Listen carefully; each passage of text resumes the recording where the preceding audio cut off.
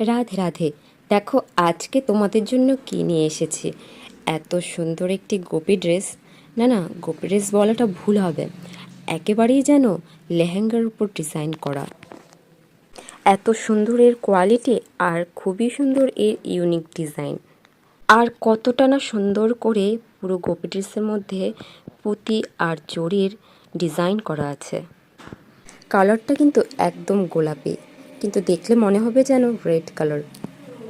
তাই তো তোমাদের জন্যই নিয়ে এসেছি এত সুন্দর ইউনিক ডিজাইনের গোপী ড্রেস।